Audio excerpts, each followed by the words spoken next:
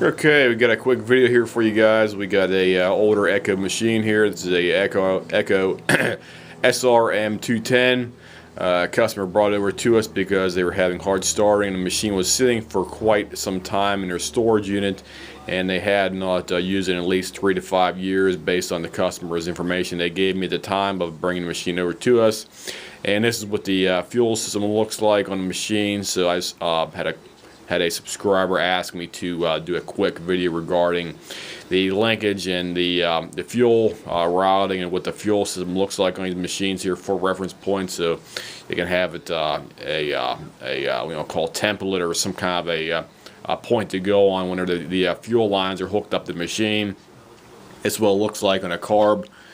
You have your two fuel lines on here. You have your black one, and you have your semi-translucent or semi-transparent one right here. And this is like a yellow amber color one. This thing's getting kind of rock hard on this job right here because it hasn't been used in quite some time.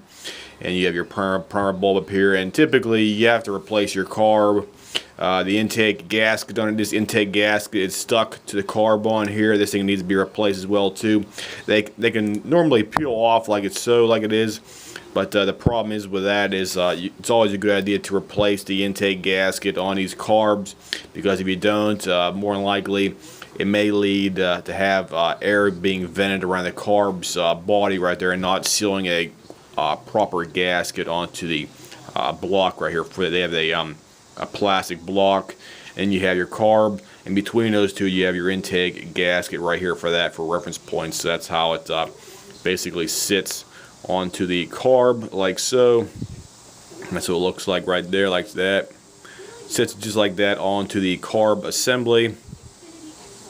Go ahead and take that off right now. This one came off relatively easy because we did put some aero krill on it a couple days ago and let it soak for a couple days, so it basically popped right off now. And plus the shed down here is quite hot. It's about 100 degrees down here in the heat, and I don't want to stay here too long right now for reference. So you have your two lines on here, plus you have your third line. You have your third line, which is your vent line right here for that, because your gas cap does not have a vent on here. So you have to have your vent to vent proper atmosphere right here for that, because your gas cap does not have any venting in it at all. So you have your first line right here, which is a black line for your vent. Second line right here is your fuel line. This is the one that's connected to the fuel filter down in the tank. I'll show you that right now if I can, so bear with me here for a couple seconds. You see I move this around down here. So there's your fuel filter down inside the tank. Here, let me get this thing out of the way here. Hold on, guys. Let me see if I can spin it around here and get you a better shot. There's your fuel filter down inside there. Sorry about that. Let me get my hand out of the way here. Your fuel filter is right down inside. You can see it right down there, guys. That's your fuel filter. As you see right here, I'm moving it up and down. It's being moved around down inside there. This one is attached to the black line. This is your black line right here. So you have your black line attached to your fuel filter, and this one is attached to the portion of the carb that's closest to the intake side, where it's bolted up to the intake manifold. So remember that for reference points.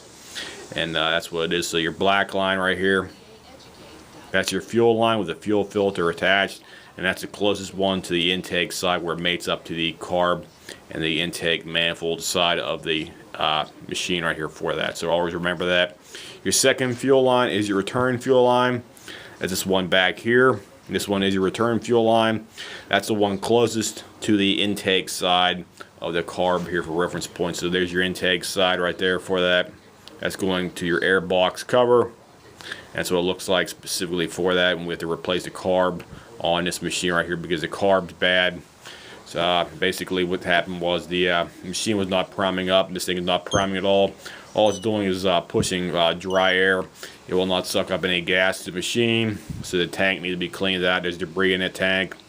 The fuel line, it did get a repower kit for this thing here as well too. That includes the grommet, the fuel lines, this thing right here, your ventilation thing, and also your grommet. So you get 1, 2, and 3, and you get your grommet as well too in here for that, for the repower kit from the Echo company.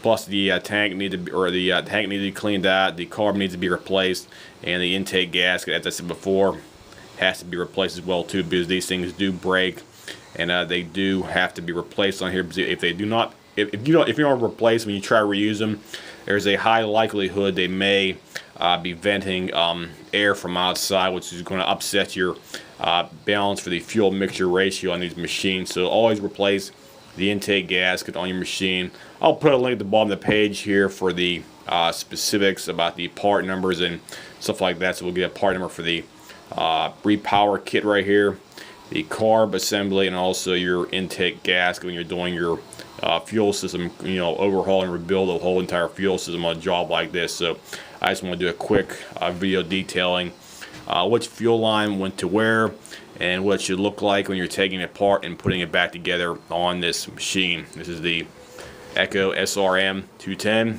right there. This is one of the older ones. It has the older gray color schematic right here for that. These ones do recommend BPMR 8Y spark plug on here. Here's the logo tag right here. Let's see if I can zoom in here for you guys. Get a better shot. This thing doesn't want to focus too good. Sorry about that. There we go. Here's your tag, BPM 8Y. Me personally, I use a BPMR 4 one instead right there, because it's a hotter burning plug, and it's hotter burning. It'll usually make the engine start up quicker, and also it'll cause it to burn cleaner on there, and also you should have less time where the engine is going to be cold, and it should warm up typically in a lot quicker fashion out there for that as well too. So it's always a good idea to upgrade to the 4A spark plug, BPMR 4A spark plug, as opposed to the 8 one right there for that, because you can use a hotter one in there. It'll burn cleaner, and it should burn more efficiently as well too. Plus, it should make the machine warm up quicker as well too. We'll go ahead and flip it over here and show the serial number on here as well too. Your serial numbers right down here on the back side. You have your serial number tag. Let me see if I can hold it up here better. So you have your model number and serial number tag right here in as well too, and this side covering right down here by the gas tank. So if you're looking for the serial number and the model number on the tank right here, or I mean on the machine, you'll have the superficial one up here in the front, which has the information up here. You also have the other one, the more direct one right here. You'll have the model number marked right here.